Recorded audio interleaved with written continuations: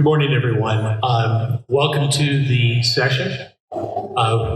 Basically, what we're going to go through in terms of our structure up here is introduce each of ourselves to you, and then we're going to jump into the topic of exits. And those exits being the good and the bad and the ugly. We all have stories about startups that have gone through this process. And you have to understand the startup itself, just to get to the exit stage, has to really have been around for a little while, as well as prove a product market fit, revenue, just start checking off all the boxes that we check off when we know that startups get to that particular stage. So I'm going to start with Mohammed. Mohammed, introduce yourself to the group and tell them why you're here.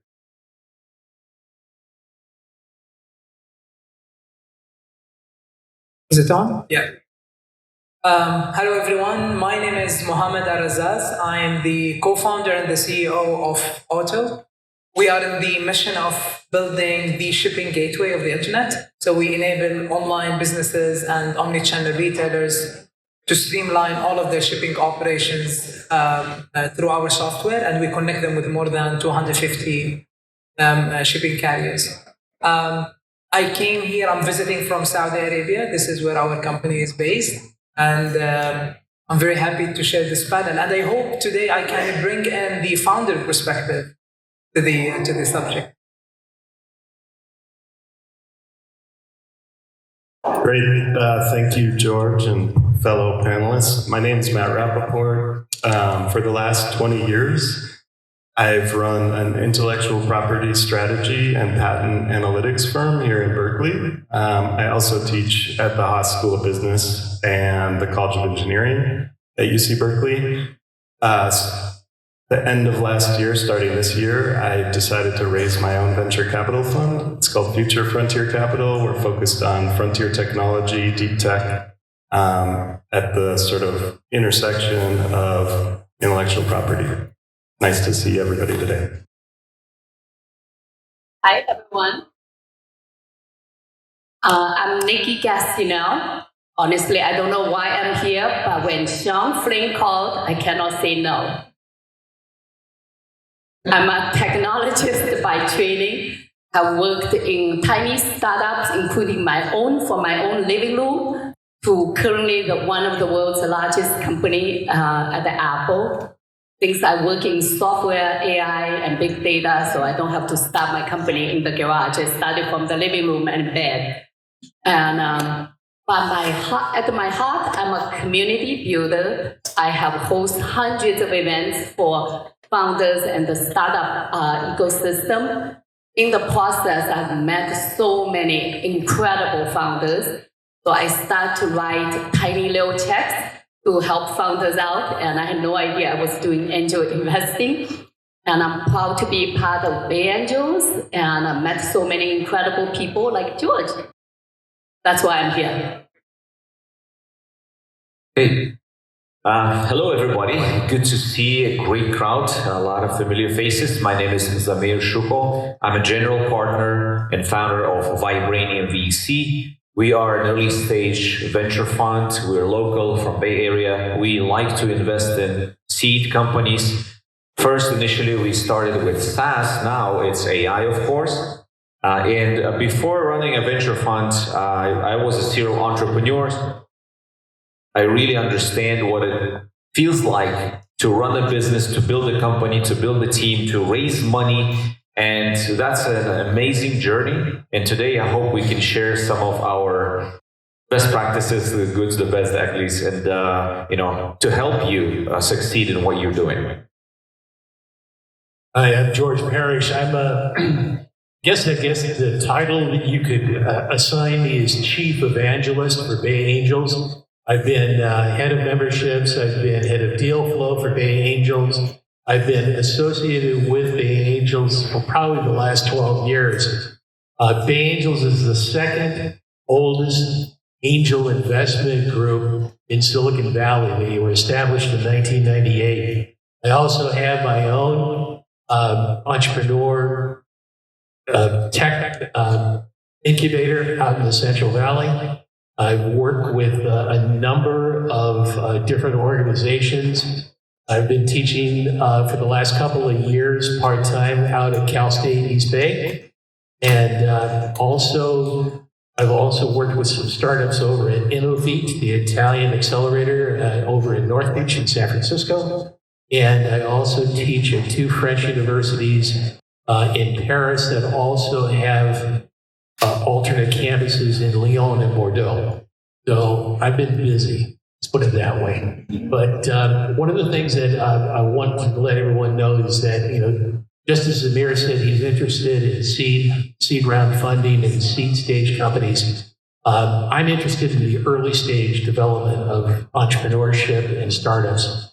That seems to be where my wheelhouse is. That's where I find it very fascinating. I also see that there's a lot of change that goes on at the very beginning.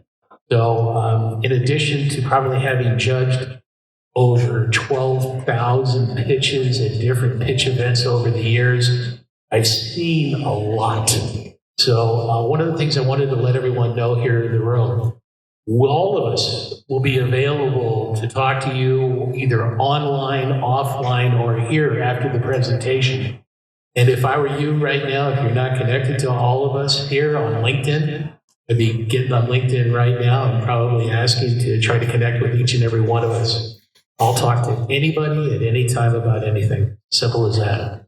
So let's get into the meat of what this is supposed to be about, which are exits, And we all have stories about what we've gone through in trying to deal with startups once they get this close to the promised land. That's when you're talking about a merger and acquisition, IPO, et cetera, et cetera, et cetera. But an exit usually is what we're talking about, a merger and acquisition, an M&A. But actually, Nikki said she had a good story about a real bad one. So I'm going to let her lead this thing off and tell you about her story. Wow, thank you, George. So allow me not to give away the names and just to protect the privacy of those individuals involved. So I was a part of a startup and had in terms of financial numbers, it was a good exit. And so like many startups, it started by 2 best friends. And one of the co-founders, after 5 years, decided to move on and start a new company. And I also left the company, but we believe in the company, so we bought all the shares. While the company got acquired after paying off all these investors, instead of sharing the remaining of the pie, which there's plenty to share, they decided to structure it in such a way that the people who have left get nothing, or the current employees all get a nice so-called sign-on bonus to join the new companies. And while this is not completely illegal, it's highly unethical. And as you can tell, that the 2 best friends are no longer best friends. So let's just leave it this way. Yeah, that was my story. Roger, any observations about some of the startups you've run into in the exit stage? Say it again. No, Roger. Oh. Roger. Yeah, hi. So we had an incredible exit. We had been asked to look at the intellectual property and the patent landscape for a cannabis company in Toronto and Smiths Falls, Ontario back in 2018. It was a medical company, and within about a year and a half of doing that, we were asked to actually work with their parent company. The original company was acquired at a 100x premium, and the second company actually went IPO. So it was an incredible experience to be a part of. We helped establish the whole innovation system and the intellectual property portfolio for this company. The key to it was that the timing was right, was perfect, and timing really matters when it comes to exits. We were in a time when there was lots of excitement and opportunity in the cannabis space, and it was right about the time that they legalized cannabis in Canada. And it all sort of stacked up at the right time and the right place. And we got incredibly lucky. And that was part of the catalyst where we decided, hey, we ought to start providing these services more and more to startups, which is what we're doing now. Samir. I'll say a couple general things so every founder here understands what you're signing up for. Well, first of all, when you think about exits, it's between 8 to 10 years. That's the standard period when most of startups exit, the ones who make it to the end, right, to the promised land. So this is a long-term journey. So whenever you choose the partners that you plan to do this with, and this is the stats I just heard from a Stanford professor, Ilyas Rebulayev, the other day. We had a meeting. So he said that the median startup company, the partnership that you build lasts longer than the median marriage in the United States. So you have to keep that in mind whenever you try to find good partners that wouldn't screw you over when the big money comes around. So there's another advice here is before you even start building a company together, you should sit down and talk about what this company is going to be, who's responsible for what, and put it in writing. And then also try to agree before you go out into the big sea, try to agree of what this eventual divorce or exit is going to look like when you sell the company. Another general thing I think everybody should understand that the majority of exits, they don't happen through an IPO. IPO is probably 1 out of 1,000. 9 out of 10 exits happen through M&A, through merger and acquisition. So that's what you should be looking for. Whenever you build your company early stage, investors like me, we like to ask this question. We're like, okay, what is your exit strategy? And it's always good to have at least an understanding in how many years, at what size or valuation of your company, to which potential strategic investors you're going to sell your company. Because for us, when we want to invest in early companies, we want to understand that you have at least a vision of where you're taking this company and when we all can make the money. And investors make money only if an exit happens. Otherwise, we're just sitting there having a little minority, stake in your company, trying to help you, to survive, right? So these are the things I try to tell founders to think about in the very beginning, because this is a journey that you're gonna eventually get out of. So you're basically signing a contract, understanding that the divorce is gonna be there. But it's a happy divorce, right? Everybody makes money, everybody wins, and serial entrepreneurs move on to their next startup or become VCs like myself. Mohammed, is the investment community in Saudi Arabia different than what you've been exposed to so far in the States, in Silicon Valley? Yeah, so definitely. So we are living in a region where we haven't seen many exits. I think so far there is there's around 100 exits that happened in a form of IPO or an acquisition. Famously, I'm not sure if you guys have heard of this. So we have a company called Careem, which is a ride-hailing company based in UAE. It was acquired by Uber. We had another great example, which is Souq.com, which was acquired by Amazon, and now Amazon is operating in the region through the acquisition of Souq. So we have seen some of the global companies coming and acquiring businesses in the MENA region. But what's really interesting here is we get to be asked the question about what is your exit strategy at an early on, specifically in our region, right? Because investors, they want to know how they can cash out, how can they basically make money out of it. But what I always usually reply, just following on the comment of that, when someone asks me this question at the pre-seed, seed, or even sometimes the Series A stage, I usually reply to them, don't ask me about the exit strategy or the exit plan, ask me about my stickiness plan. Because it's extremely difficult to build a startup in the beginning, and people can easily give up. Believe me, it's extremely hard. The entrepreneurship side has a dark side to it that I wish we can actually use the time to speak about. That's the ugly side. It's extremely difficult to build a startup. You have to give up a lot of emotions, a lot of mental side to it, a lot of money, You might let go of people that you really liked and you enjoyed doing. So it's a very tough journey. So what I would advise my fellow founders is that focus on, in the beginning, about what is my stickiness plan? How can I make sure I build a company that I would love to work for, right? But at the same time, it's very important to balance that you don't want to be the employee of your own company for the long term, right? You need to have this exit. You need to make money out of it. And you need, most importantly, to make an impact.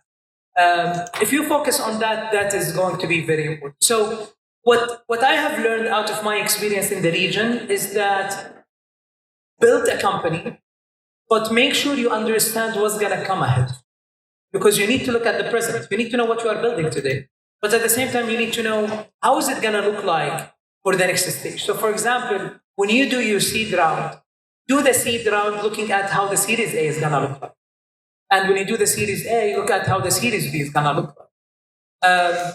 But when you build a company at the very early stage, don't think of the exit, because most likely this is going to influence your product. You just want to build a company that will make that company acquire you. And I don't think that would create an innovative culture within your company.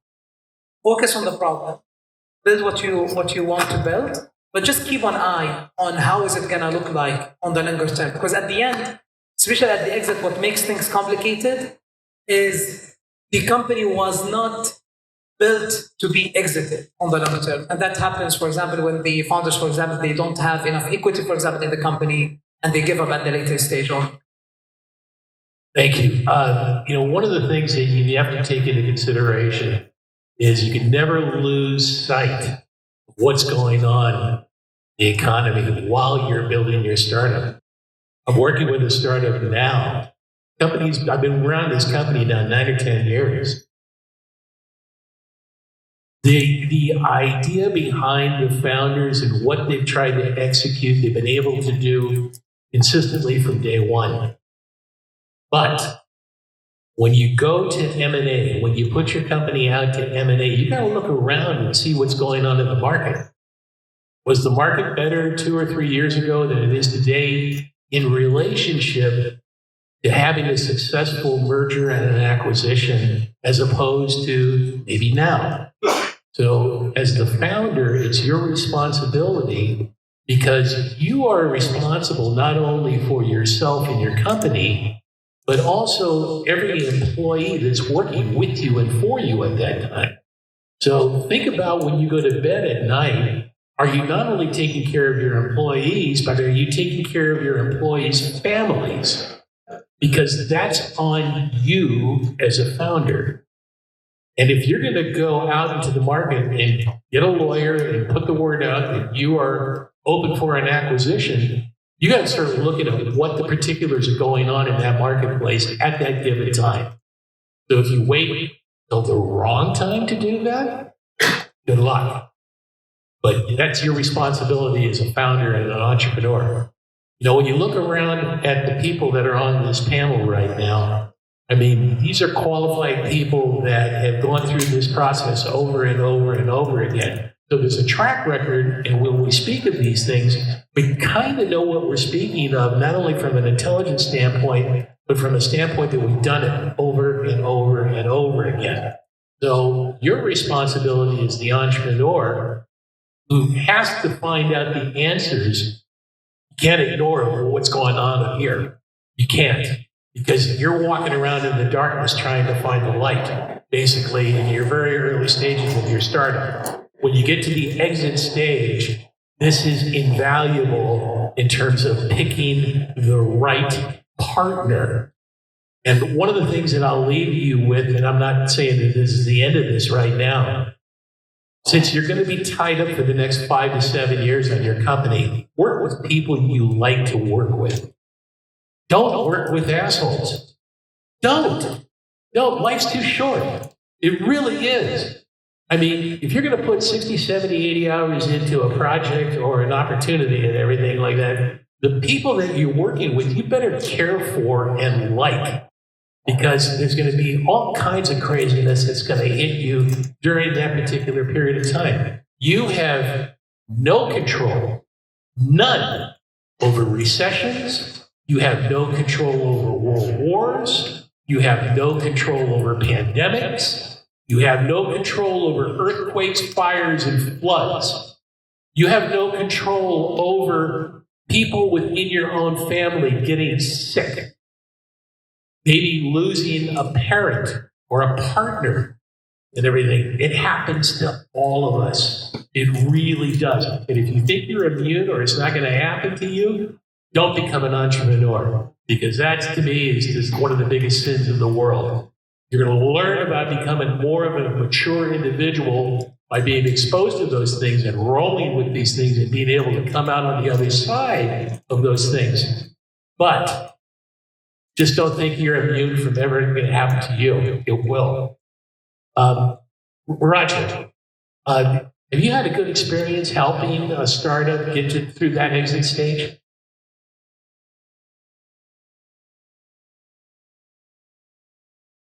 So we spend a lot of time working with founders, early stage founders. We invest at the pre-seed, usually pre-provisional, ideally pre-website. A lot of the students that I teach at UC Berkeley are frankly interested after they graduate in starting companies. So I spend a lot of time mentoring those companies, particularly helping them understand the importance of protecting their innovations in the deep tech and frontier tech space.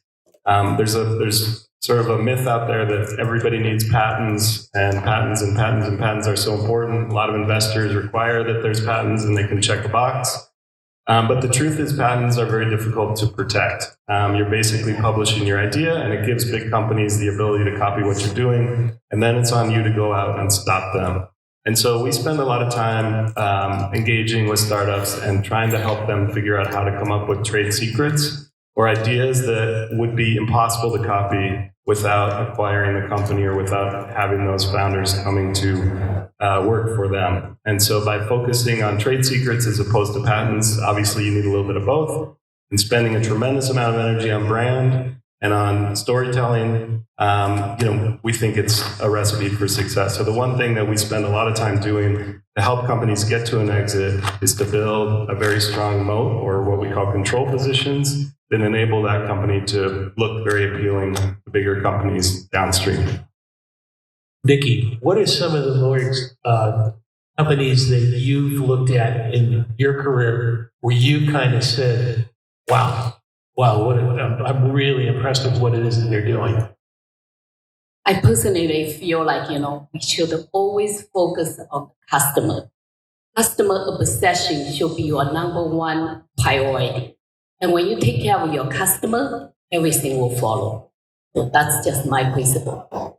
And it has worked very well for Apple, worked very well for Amazon. Amir? Yeah. I want to say a couple positive things, because I think we're scared, everybody, of being an entrepreneur, and there's too much weight and everything. There's one really cool saying about being a startup founder. We do what we do not because it's easy, but because we thought it's going to be easy. Right? That goes for VCs as well. When I started my fund, I thought it's going to be a fun ride, but now, every day I'm looking at pitch decks and financial models and all of this fun stuff to find the next big thing. But a couple things to talk about, when it comes to building a company. First of all, it's always better to be bought than to try to sell your company. What I mean by that is, when you focus on your customer, when you build something really cool, when you're passionate about what you're changing in the world, this is when other big companies will come and they will try to buy you. And they will try to buy you even earlier, even at seed stage. I've seen so many times, even right now in my portfolio, there's a couple cool companies that big players in the market, they see the potential and they want to buy this company early. We even call it acqui-hire. So they basically want to buy not only the technology, they want to buy the team. They see the talent, they understand that, okay, with these folks, we can really, capture some additional part of this market. So that's something you should look forward to. Don't worry about trying to sell your company in 5 to 7 years. Build the company the way you believe in, and they will come. If you're doing something cool, acquisitions will be knocking at your door. The second important thing to consider when you're building a company And this is the question that I asked to some of my friends who exited the businesses. I'm like, what are you regretting after doing this amazing exit, after selling your company for, a few $100 million? One thing every single founder told me is like, I regret that I gave up too much too early. We're talking about equity, right? So whenever you're just starting, it might seem okay to give up 5% of your company for $50,000 or 10% of your company for $100,000. But eventually, if you think about it, those few percent could be tens of millions of dollars down the road. So be extremely cautious when you raise early. Try not to give up more than 15, 20% on these early rounds, the pre-seed, the seed, the Series A. Because then, if you lose control of your company, which we call, a loss of more than 50% of your company by Series A, then those further investors will look at you as probably a messy cap table or non-investable cap table, because your motivation will decrease the less equity you have, building that company forward. So everybody is looking at the long term. So whenever you think about raising, think about dilution, think about how much equity you're going to have by the time you exit. So the more you have, the bigger the motivation for you, for your team, for the core people that support you. So these are a couple of things I wanted to add. But stay positive. I mean, this is a great journey. I mean, you get to meet so many cool people on the way. I mean, and you change the world with what you do.